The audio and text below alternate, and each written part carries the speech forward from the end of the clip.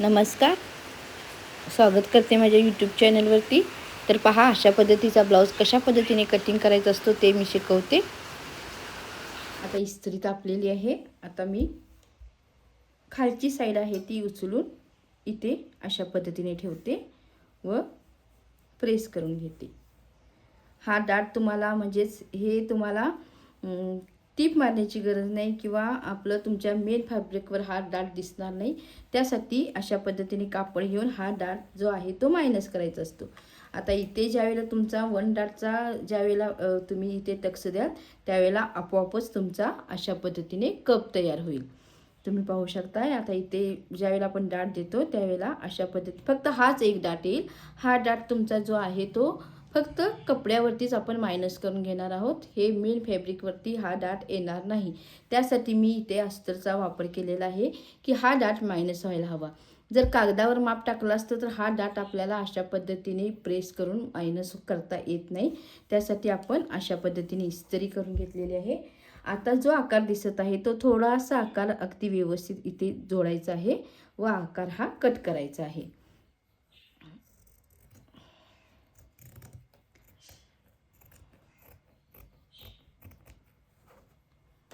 हा पहा, 28 इंचाच्या छातीचा समोरचा आर्मोलचं माप इतकं येणार आहे.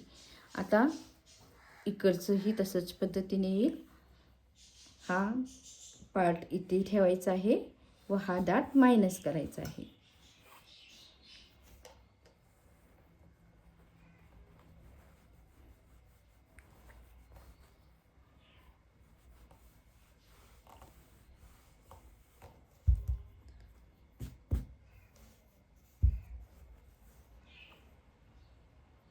आता पहा, आकार अगदी थोडासाच द्यावा लागतो. अगदी आकार तयार झालेला आहे.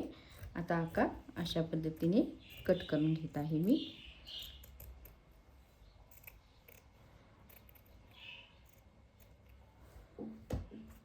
आता हा ज्यावेळेला तुम्ही टक्स घ्याल त्यावेळेला आपोआप तुमचा कप तयार होईल. हा डाट मायनस होईल. अशा पद्धतीने ही मेजरमेंट असते. आता मी समोरच्या बाजूला पॅक करणार आहे.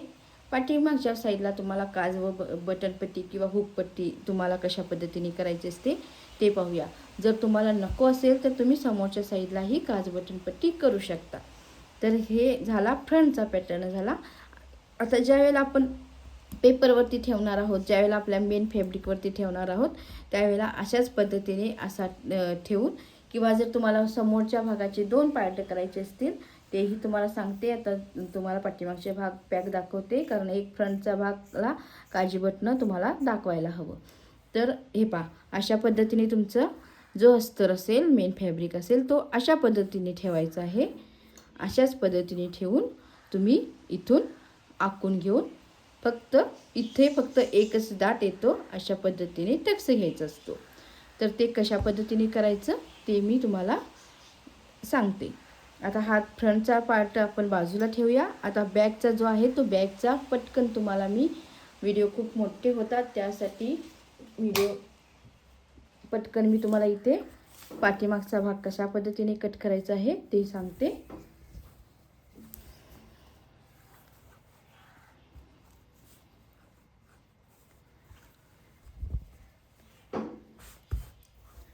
आता आधी इस्त्री करून घ्यायची. कधीही कटिंग करायच्या आधी फॅब्रिकला इस्त्री करून घ्यायची म्हणजे आपलं कटिंग अगदी परफेक्ट होतं.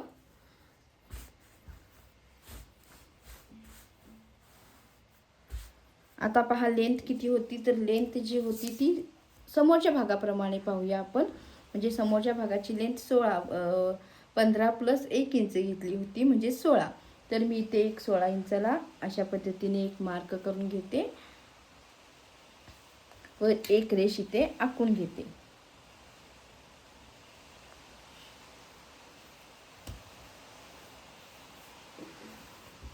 आता आपला जो शोल्डर आली होती ती 14 इंच आली होती. तर 14चा निम्मा इथे 7 इंच येईल. शोल्डर उतार 1 इंच, इथून 1 इंचला खूण करायची आहे अशा पद्धतीने. आता इथून आपल्याला 2.5 इंच घ्यायचं आहे. इथे एक रेष पॉइंट करून घ्यायचा. ही रेष ह्या रेषेला अशा पद्धतीने जोडायची आहे. आता इथून आपल्याला जो तयार शोल्डर होती त्यातून वजा करायचा आहे, कारण पाठीमागचा गळा तुम्ही किती ठेवणार आहात त्याच्यावरती तुमची शोल्डर ही वजा होत असते. तर पाठीमागचा जो भाग आहे त्यातून आपल्याला शोल्डरमधून आपल्याला वजा करावं लागेल.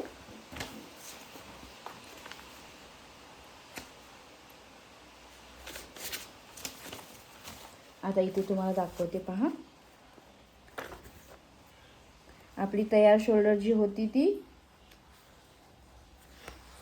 आपली तयार शोल्डर 2.5 इंचाची होती, म्हणजेच आपल्याला 5.5 ते 6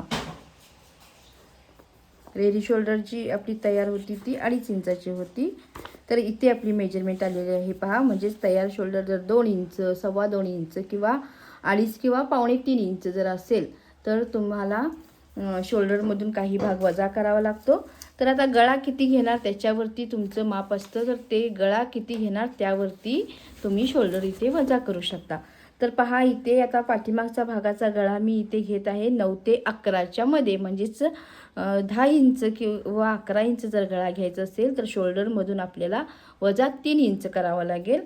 तर गळा जर तुमचा स्क्वेअर असेल किंवा चौकोन असेल तर ह्याचंही मेजरमेंट वेगळं असतं. तर मी आता गळ्याचा पॅटर्न जो आहे तो गोलमध्ये घेते किंवा चौकोनीमध्ये घेते, पण त्यातून शोल्डर मला 3 वजा करावे लागेल.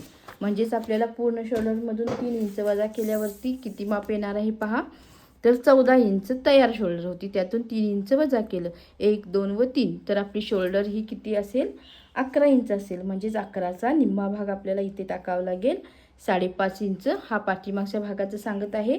आता रेडी शोल्डर 2.5 इंच तयार आहे, तर त्यामध्ये आपल्याला 1 इंच शिलाई मार्जिन घालायची आहे.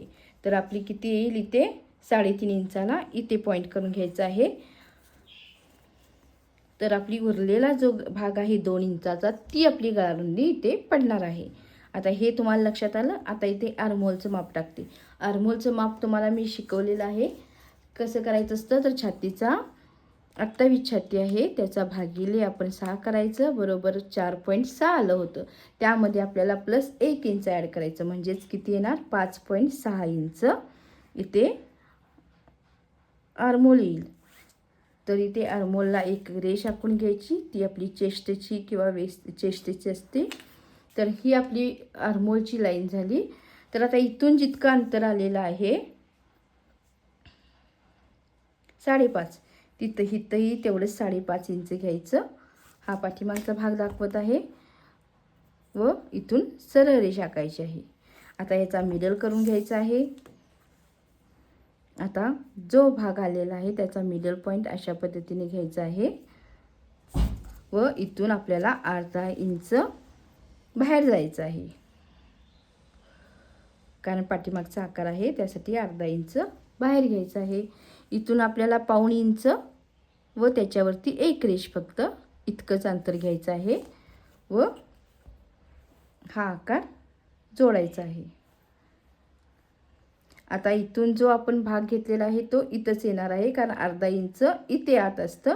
माझं हे सॉरी माप चुकलेलं आहे. तर इथून आपल्याला आकार द्यायचा आहे.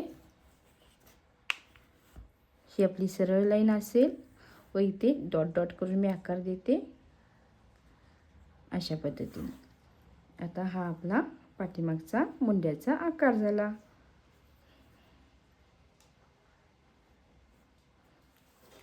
आता आपल्याला जे आहे ते इथून जी रेष दिसत आहे ती इथं जितकं अंतर आहे इथे पहा 1.25 इंचाला एक रेषावरती, इथेही 1.25 इंचला एक रेषावरती घेऊन अशा पद्धतीने इथून सरळ भाग करून घ्यायचा आहे. आता पहा आपला गळा हा डीप आहे, त्यासाठी काय करायचं, नेहमी ज्यावेळी गळा डीप असतो त्यावेळेला इथून पुन्हा आपण अर्धा इंच कमी करून घ्यायचं आहे. का करून घ्यायचं, कारण पाठीमागचा गळा हा पडतो, आपला शोल्डरच्या जागी लूज होतो, त्यासाठी आपल्याला पुन्हा अर्धा इंच इथे कमी करायचं आहे. कारण गळा हा छातीच्या खाली म्हणजे चेस्ट लाईनच्या खाली आहे व गळा हा डीप आहे, त्यामुळे पुन्हा इथे अर्धा इंच शोल्डरला कमी करायचं असतं. तर आता जी आता गळा रुंदी इथून पडलेली आहे 2 इंच ती आपण इथे देऊया व गळ्याची खोली म्हणजेच गळा किती इंचाचा घ्यायचा आहे इथून मध्यापासून घ्यायचा आहे व खूण करायची आहे. आता मी 11 इंच इथे गळा डीप घेत आहे. तर 11 इंच गळा ज्यावेळेला घेतलेला आहे त्यावेळेला इथून एक रेष आखायची आहे. तुम्हाला रुंदी किती हवी असेल तितकी घेऊ शकता. इथे 2.5 इंच मी घेत आहे व इथून 2 इंच आलेला आहे व अशा पद्धतीने आकार द्यायचा आहे व तुम्ही याला कोणताही आकार देऊ शकता. मी आता चौकोनच ठेवते. आता इथे पहा लुझिंगचं व मार्जिनचं माप तुम्हाला सांगत आहे. पुढच्या साईडला आपण 1.5 इंच लुझिंग ॲड केलं होतं, पण इथे आपण 1.5 इंच ॲड करायचं नाही आहे. पाठीमागची साईड आहे. जर तुम्ही 1.5 इंच किंवा लुझिंग इथे दिला तर तुमचा गळा असा पसरणार आहे व गळा शोल्डरमधून उतरतो. त्यासाठी काय करायचं, छातीचा चौथा भाग 28/4 करायचं. बरोबर जे माप येईल त्यातून वजा 0.50 म्हणजेच वजा अर्धा इंच करायचं आहे. म्हणजे जे तुमचं छातीचं माप आहे त्याच्यापेक्षा अर्धा इंच इथे कमी माप पडणार आहे पाठीमागच्या साईडला. म्हणजेच किती येईल, 28 छाती होती त्यातून पूर्ण छातीतून चौथा भाग वजा अर्धा इंच म्हणजे 6.5 इथे तुमचं तयार माप पडेल. त्याच्या पुढे शिलाई मार्जिन तुमची 1.5 इंचाची. अशा पद्धतीने हे मार्जिन पाठीमागच्या भागाचं साईडचं माप पडेल. आता लेंथ झाली. आता लेंथ पहा अशा पद्धतीने आहे, पण तो लेंथ घेण्याच्या आधी आपण कमरेचं माप टाकूया. कमर जी होती ती 24 होती, तर इथे 24ला एक खूण करून घ्यायची आहे. 6 चौथा भाग 6 त्याच्या पुढे 1.5 इंच घ्यायचं आहे व ही रेषा इथून आखायची आहे व ही रेष इथून आखायची आहे. आता ही उंची तुम्हाला जास्त वाटत असेल तर उंची कशी कमी करायची असते ते तुम्हाला सांगते. आता हा आपला जो इकडचा गळ्याचा साईडचा भाग झाला, हा पाठीचा साईडचा भाग झाला. आपण अशा पद्धतीने तिरका भाग ठेवायचा आहे व इथे एक खूण करून घ्यायची आहे व हा आर्महोल जो आहे तो अशा पद्धतीने वाढवून घ्यायचा आहे. व इथून जी लेंथ दिसत आहे पहा, इथून जी लेंथ दिसत आहे ती आपण अशा पद्धतीने खूण करून घ्यायची आहे. इथून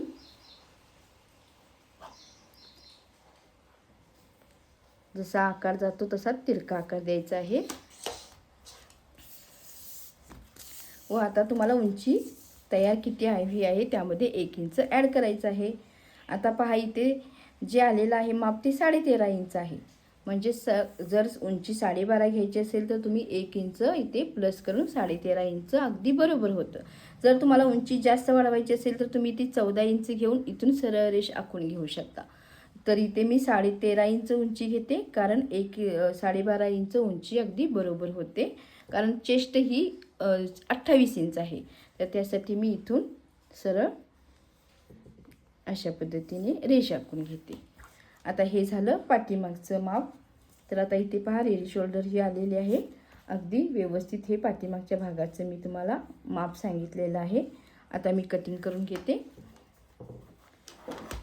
थोडंसं डोक्यामध्ये जाण्यासाठी अवघड आहे, पण एकदाच तुम्ही जर यामध्ये तयार झालात तर तुम्हाला परत कोणताही शिवण क्लास करण्याची किंवा फॅशन डिझायनरचा क्लास करण्यासाठी, कारण फॅशन डिझायनरचे इथून पुढे जी मापं असणार आहेत किंवा जे आपण सर्व प्रकारचे ड्रेस, वन पीस किंवा घागरे जे शिवणार आहोत किंवा त्याच्यावरचे ब्लाऊज शिवणार आहोत ते सर्व प्रकारचे अशाच पद्धतीची मेजरमेंट असणार आहे.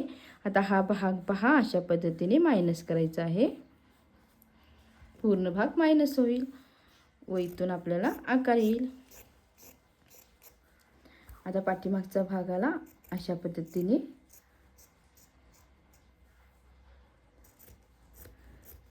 चौकोनी आकार देते मी.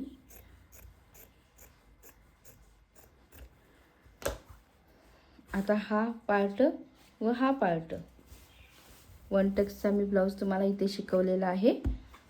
आता इथून हा पार्ट असेल, म्हणजेच हे आधी लाईन बरोबर आहे का चेक करायची. पहा अगदी व्यवस्थित समोरचा मुंडा व पाठीमागचा मुंडा अगदी बरोबर आलेला आहे, कुठेही कमी जास्त झालेलं नाही. समोरचा भाग पहा अगदी व्यवस्थित कमर घेर आलेला आहे. आता इथे तुम्ही पाठीला टक्स घेतला तरी चालेल, नाही घेतला तरीसुद्धा अगदी ब्लाऊज परफेक्ट बसतो. तर इथून हा अशा पद्धतीचा ब्लाऊज मी कटिंग करून दाखवलेला आहे. तर तो ब्लाऊज कशा पद्धतीने शिवायचा आहे, कशा पद्धतीने कपड्यावरती ठेवून कट करायचा आहे, तो पुढच्या भागात पाहूया. व मी तुम्हाला शिवूनही दाखवते की 1 डाटचा ब्लाऊज नेमका कसा असतो व कशा पद्धतीने शिवायचा असतो. तर व्हिडिओ आवडला असेल तर नक्कीच तुम्ही लाईक करत जा. लाईक करण्यापेक्षा तुम्ही समजून घेत जा, कारण तुम्ही जितकं समजून घ्याल तितकं तुमच्या शिलाईमध्ये जो आहे तो फरक पडेल व तुमचं कस्टमर वाढतील. तुमच्या ज्या चुका होतात त्या होणार नाहीत. यासाठी अगदी परफेक्ट मेजरमेंट जी आहे ती एकदा दोनदा तीनदा माझे व्हिडिओ जे पडलेले आहेत, 4 व्हिडिओ मी टाकलेले आहेत फक्त बेसवरती. आपला जे मार्क म्हणजेच मार्जिन कसं करायचं असतं, मार्क कसे टाकायचे असतं त्याच्यावरतीच मी माझे 2-3 व्हिडिओ झालेले आहेत. तर ते व्हिडिओ तुम्ही पुन्हा पुन्हा पहा, म्हणजे तुमच्या लक्षात येतील की मापं नेमकी कशा पद्धतीने असतात व कशा पद्धतीने आपल्याला मेजरमेंट टाकायची असते. तर पुढच्या भागात मी तुम्हाला हाच ब्लाऊज शिवून दाखवते, कट करते, आधी कटिंग करही दाखवते व तो कशा पद्धतीने सिवलेस शिवूया आपण. बाही ते ॲड करायची गरज नाही, कारण सर्वच तुमच्या ला लक्षात येणार नाही. त्यासाठी आपण सिवलेस पद्धतीचा ब्लाऊज तुम्हाला हा शिवून दाखवते. तर मी इथे थांबते. व्हिडिओ आवडला असेल तर नक्कीच लाईक करा, शेअर करा, सबस्क्राईब करायला विसरू नका. Thank you for watching.